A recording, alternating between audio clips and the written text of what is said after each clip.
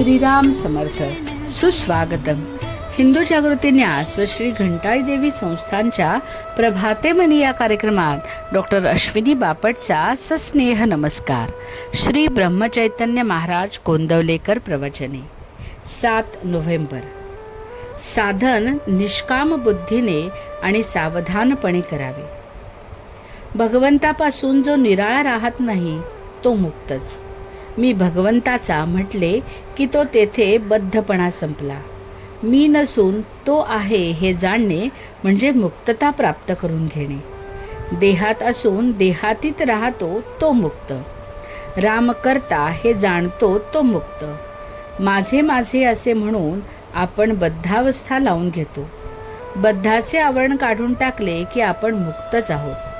माझ्या मनावर कशाचाही परिणाम झाला नाही आणि समाधान कायम राहिले की मुक्तावस्था. माझ्यासारखा पापी मीच असे म्हणत आपण मनानेच ठरवतो आणि दुःख करीत बसतो. मी एक भगवंताचा झालो, आता नाही कोणाचा असे म्हणावे आणि जगात नटासारखे वागावे.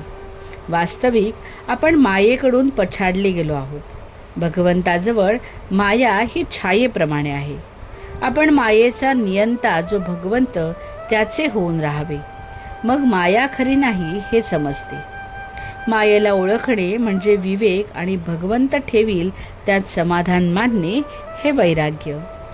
पापपुण्य हे मनाचे धर्म आहेत. मी आता नाम घेतो, माझी सर्व पापे त्यामुळे नाहीशी झाली आहेत अशी दृढ भावना झाली की तो निष्पाप झाला म्हणून समजावे. 4 चौघे करतात म्हणून साधन करून नाही चालणार. साधनात दृढ भाव पाहिजे. साधन करायचे ते योग्य मार्गाने झाले पाहिजे. ते अगदी निष्काम असावे. बुद्धिभेद करणारे लोक जगात नेहमी असणारच, पण साधकाने आपला बुद्धिभेद होत नाही इकडे जागृत असावे. काही पुरुष आणि स्त्रिया यांना आपला स्वतःचा असा काही प्रपंच राहिलेला नसतो.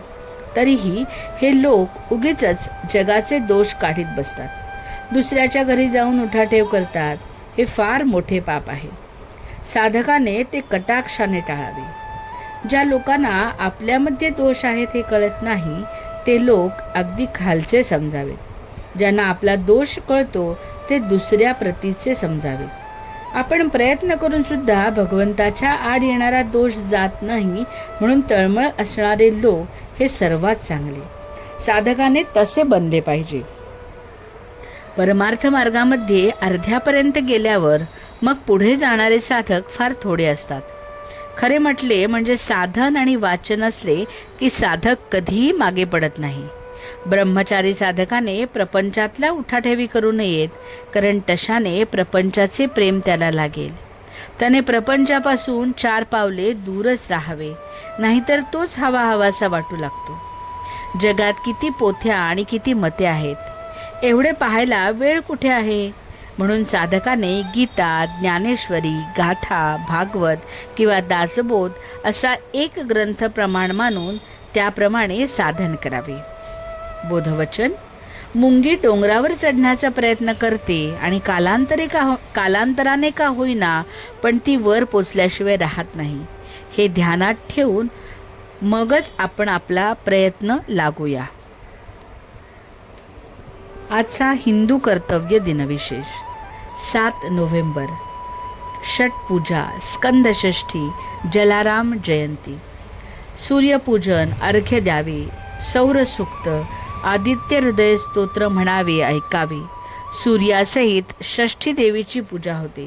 षष्ठी देवी ब्रह्माची मानसपुत्री आहे. कार्तिक शुद्ध चतुर्थी ते सप्तमी असे 4 दिवस षटपूजा केली जाते. उत्तर प्रदेश व बिहारमध्ये या पूजेचे विशेष महत्त्व आहे. पहिल्या दिवशी घराची सफाई, दुसऱ्या दिवशी निर्जळी उपवास, तिसऱ्या दिवशी सायंकाळी सूर्याला अर्घ्य व षष्ठी देवीची पूजा करतात. रात्री जागरण व षष्ठी देवीची गाणी म्हणतात. चौथ्या दिवशी सकाळी सूर्याला अर्घ्य व षष्ठी देवीची पूजा करतात. संतान रक्षा व परिवाराची सुख शांती यासाठी हे व्रत करतात. कच्च्या दुधाचे सरबत पिऊन व्रताची पारणा करतात. ब्रह्मवैवर्त पुराणात या व्रताचा उल्लेख आहे. मंडळी, रामरायाचे आणि श्री घंटाई देवीचे आशीर्वाद आपल्या कुटुंबावर अक्षय राहो. जानकी जीवन स्मरण. जय जय श्रीराम.